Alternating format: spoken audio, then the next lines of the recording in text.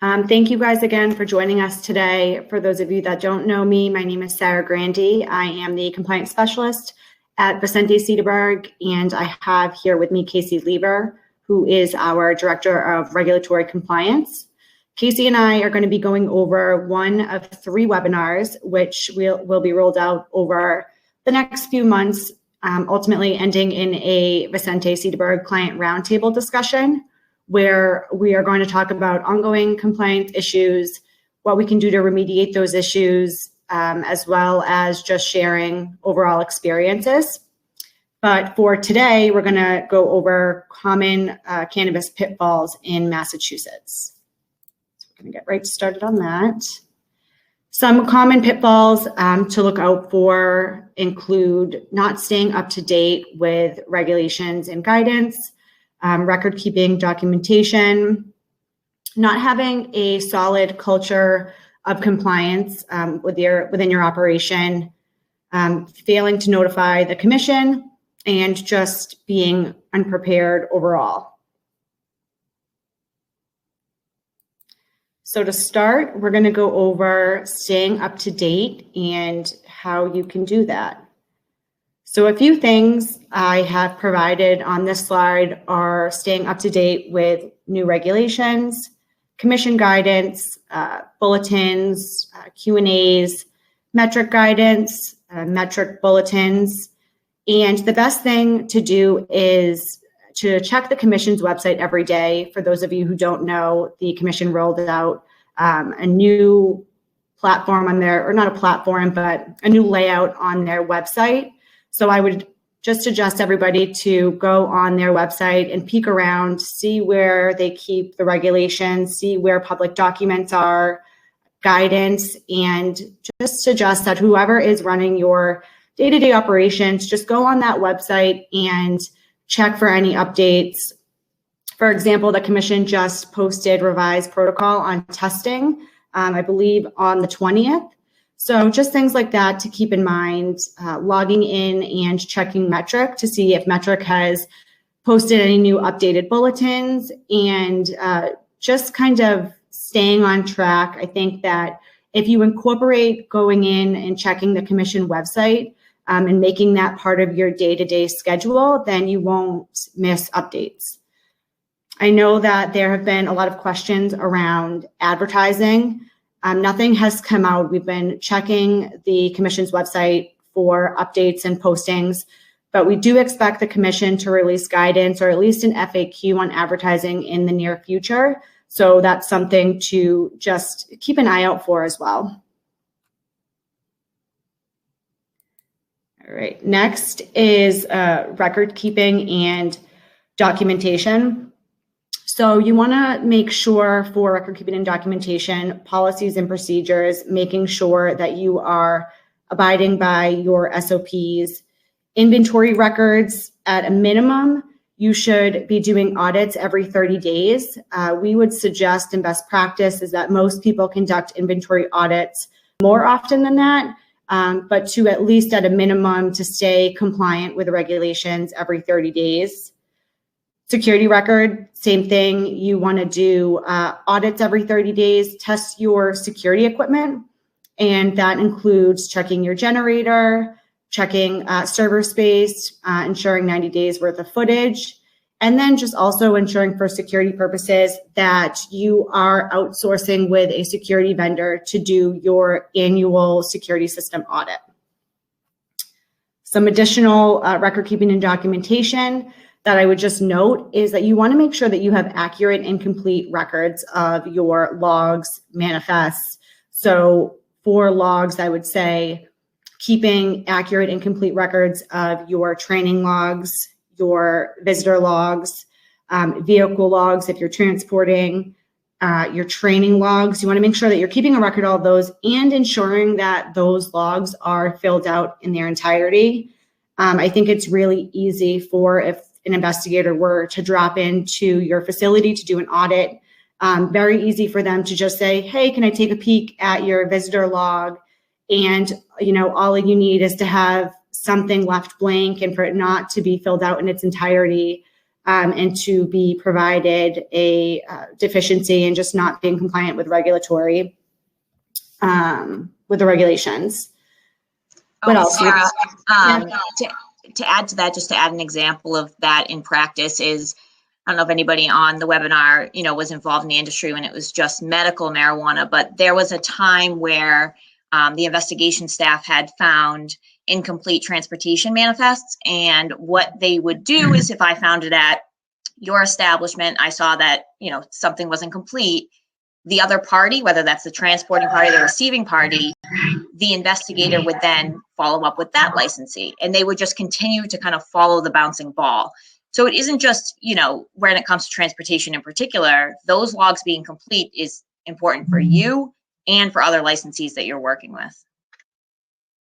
Sorry, back to you, Sarah. Definitely. No, that's a good point. And so just to keep going, financial records, business records, your waste disposal. You want to make sure too, I added on here, is your record keeping of positive impact plan and diversity plan. Anything that you have on there as far as activities or events that you may have outlined in your positive impact plan or your diversity plan, you're going to need to keep a record of that. As you guys know, you have to renew your license every year. And that is a part of license renewals, is being able to evidence your plans. So anything you can do to keep a record of that and just document your progress is ultimately just going to save you time and the hassle in the long run when it comes to your renewal. And then also commission communication is super key. You just want to make sure that any correspondence that you have with your investigator or just the commission in general, just keeping a record of that and documenting your correspondence. All right. Next, and I think that this is super important, is culture of compliance at your establishment. This is huge. I think that you want to make sure that your employees are trained properly and that they know not only basic regulations, but just guidance as well. It's important to just communicate with your staff, your employees, your managers, directors, anyone really that's at your establishment, and just have them know that at any time an investigator could drop into your facility and do an audit, and they should know just kind of what to expect if somebody were to pop in. Maybe someone that knows the regulations more than another employee isn't available at the time. You don't want to run into a situation where you have a couple of employees on hand and they don't know what to do if somebody pops in. So it's just open communication, making sure that your employees have the materials, have access to the materials that they need to just be able to look at and read to get better understanding, again, of general guidance and the regulations, and just ensuring that you guys have that teamwork and that open communication, kind of bouncing ideas off of each other, going through, talking about the regulations. Do you agree with this reg? Do you not? Why? And just, open communication. I don't know if Casey, you want to touch on that any more than I have, but I think that this is super important. Yeah, and to bring it back to training too, it's really important that, of course, you're going to train your staff around, how to use the point of sale system, checks and balances. You're checking the receipt in retail, for example, maybe it gets fulfilled. The order gets fulfilled in fulfillment. It gets handed to the bud tender. They check off the receipt. They enter something into Leaf Logics or whatever your point of sale system is. It's important for the bud tender to know why I'm doing that, when I'm doing that, and what those alerts mean, right? So there's a transaction limit, for example. So the bud tender should know, what is the transaction limit? Why am I getting this alert? And what are the implications of hitting cancel on the alert and not addressing the issue? So it's really just bringing it back to the regulations when you're teaching a day-by-day, step-by-step kind of training. And it's not just onboarding training. It's really important to do ongoing training. Changes to your SOPs, you should be doing training, and you should be documenting that training, putting that training log in their personnel file and adding to that 8-hour requirement annually. And then when it talks about communication, it's the training. You communicate your training, obviously, but also communicating, oh, there was new guidance issued. We need to talk about the impact of, let's say, the change to the testing protocol. What does that mean for me as, a trimmer? What does that mean for the person who's pulling samples? And what does that mean for a retailer? So it's getting that full understanding of some of the changes and then communicating down the line how it affects an individual's day-to-day. And then, of course, teamwork, right? Like Sarah said, some of the most compliant operators I've seen really empower their staff to dig into the regs. And even though, of course, your manager makes the decisions and above that, as it goes up the org chart, but if a manager asks you to change a policy and procedure, it should be okay that somebody asks, oh, I'm not really sure that sounds compliant with this particular requirement. It's okay to have an open dialogue. And it really, keeps everybody empowered and, knowledgeable in what's going on. And then if the commission does show up for an inspection, the team members can answer questions and feel confident in their responses. Of course, that's not to say if you don't know the answer, don't volunteer training. You can certainly say that it's not something that I currently handle. I'm going to defer you to my manager for how we, handle this particular process. But, where you do know the answer and the more staff you have that can speak to your policies and procedures and the regulatory requirements, the better off you're going to be overall. Absolutely. Yeah. All right. So another common pitfall that Casey's going to touch on is your notifications to the commission. All right. So when we're talking about notifications to the commission, if there's operational updates to any documentation that you have previously provided to the commission, they need to be notified within 5 days. That's the regulatory requirement. And that obviously includes SOPs because you have provided those to them throughout the inspection process, maybe in responses to a deficiency or just in response to general questions. So it's really important to notify the commission of any updates for your SOPs. Now, there are times when maybe it's not an update. Maybe you do need to have more of an open dialogue with your investigator to say, we want to change this. We believe it's compliant. Please let us know if you have any questions or concerns before we implement it. It really is going to be a case-by-case basis for those particular standard operating procedures. There's an incident reporting requirement. Within 24 hours, you have to provide notification. Now, that doesn't mean you need to scramble to get the full incident report ready, but you are required to get the notification into the commission within 24 hours. Then you have 10 business days or 10 calendar days to get the actual report complete and provided as follow-up. It is so important, and it is so important to understand what the incident reporting requirements are. And that is key that all staff understand that, because you, a manager or your compliance lead or CEO, may not be there when an incident occurs that's reportable. So that is a very important and key training component. You also need to notify falling in line with the requirement that you notify of any change in documentation provided to the commission is changes in hours of operation. That's one that, I feel is like a pretty common, mistake, that people do not notify their investigator at minimum that there's been a change in their hours of operation within 5 days of, within 5 days of the change.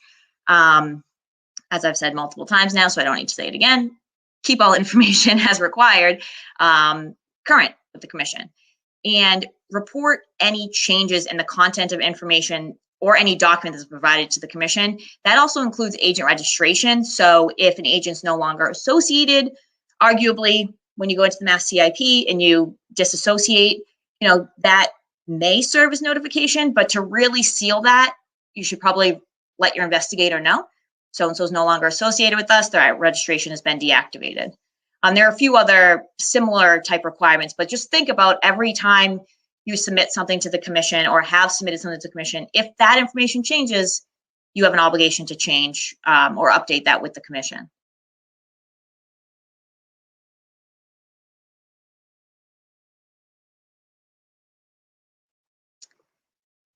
The next thing is what I call ABP, always be prepared. At any point, the commission can show up and do an inspection. It doesn't mean that a manager is going to be there. It doesn't need to, it could be at, 8:59 when you close at 9 p.m. as a retailer. It doesn't matter. You need to always be prepared for an inspection. And it's really hard sometimes to, when you're in the day-to-day, you see your facility every day, you see the way you have a particular process ongoing. It's really easy to let the dust settle. We all do it. It's just life moves on, life's moving fast, right? But it's seeing that with the fresh eyes and really conducting audits. If you, in your facility, something's been like piling up in a corner, for example, I see it sometimes in cultivation facilities where storage is difficult, right? That happens where people maybe have something kind of stacked up in the corner or collecting dust somewhere, whatever it may be. You may have walked by that a million times, but it doesn't mean it's right. And you need to bring that to the attention of your manager or whoever it may be, because just because it's always there doesn't mean it should be there. So keeping your facility fresh, keeping your eyes fresh to the facility, and really treating it every day like an internal audit of the facility. And you can decide within your own organization if there's an individual that's responsible for that, or if, it's like the MBTA, if you see something, say something, and it's everyone's responsibility. So that's with facility audits in particular. Always recommend record keeping audits. Like Sarah had mentioned, records should be accurate and they should be complete. For example, if I am a retailer and I say I do audits daily, I do inventory audits at the beginning of the day and I reconcile at the end, and I document that. If I ask you to show me your inventory audits and I'm seeing, 3.1, 3.2, all of a sudden 3.5, 3.20, I'm like, wait a minute. If you're doing them every day, document them every day.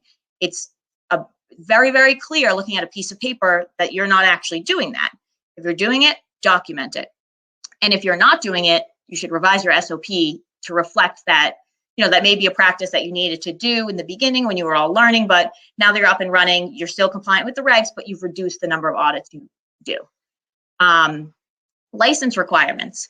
So that, really includes, again, with the positive impact plan and diversity plan, you should always be thinking about different types of hiring you're doing, events you're doing, when your renewals are up, very basic things that you should always be prepared to speak to your progress in a particular area, or just know, when is your renewal due?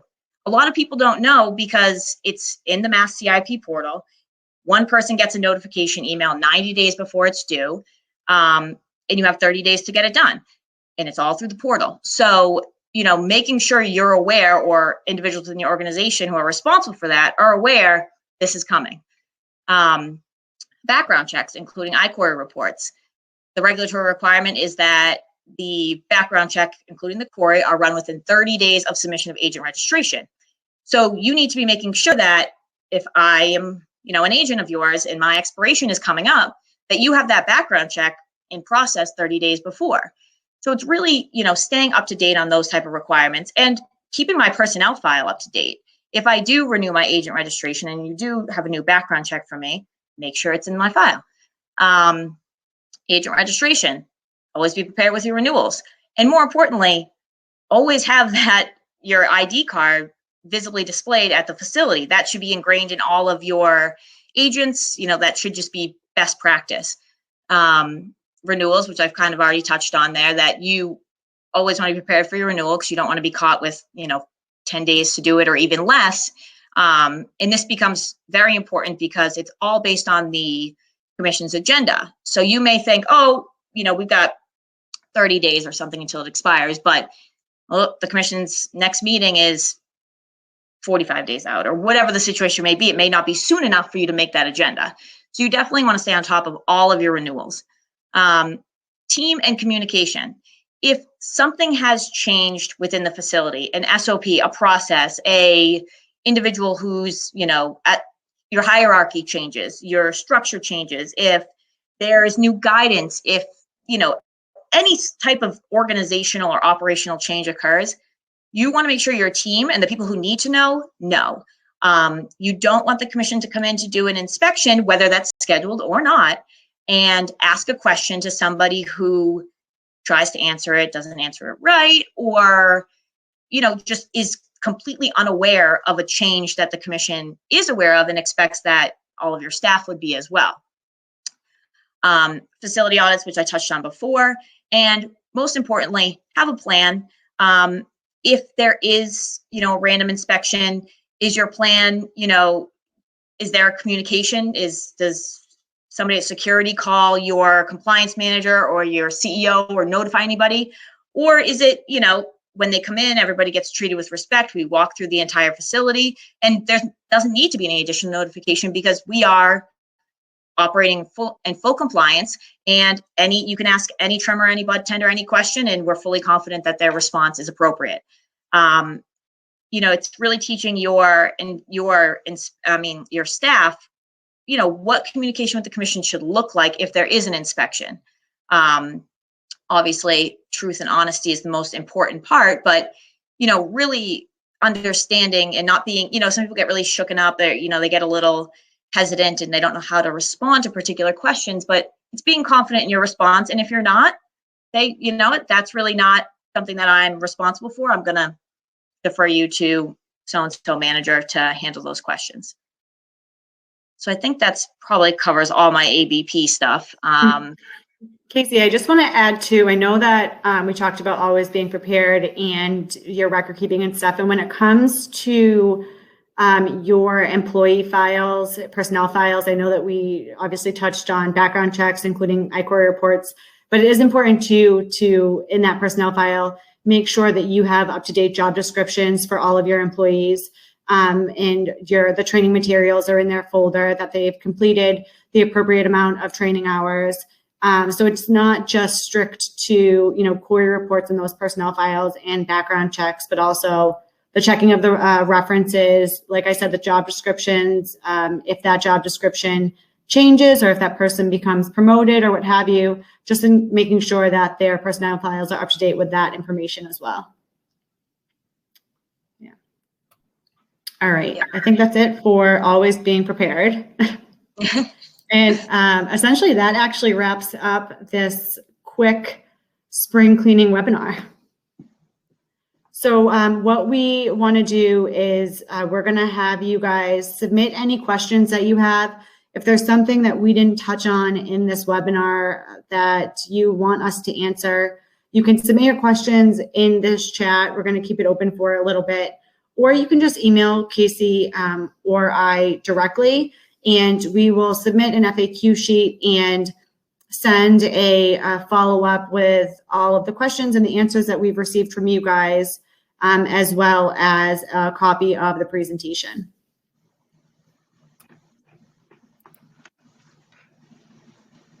And I don't know if Casey, you want to touch on this or I can, but I mentioned this at the beginning of the webinar. Like I said, this is one of one of 3 webinars. The 4th will be the roundtable, but the next scheduled webinar is going to be for May 20th, and that is going to be strictly on preparing for inspections. So just keep an eye out in your inbox for that to register. And then, once May 20th comes and we go through our second webinar, we'll be able to give you a more accurate date on going over licensing, renewals, and positive impact plans. Yeah, when we do preparing for inspections, we'll go over it more in depth of what those record keeping requirements are, different best practices to make sure you're ready. Reviewing security footage just to make sure that you have 90 days, things like that. And really, an important one is your security audit. So we'll go in depth on what we believe is best practice to make sure that everything is up to date. And even if there was, for example, a power outage, you're prepared. Mm-hmm. Thank you guys again for joining us. We appreciate it. Thank you. Take care.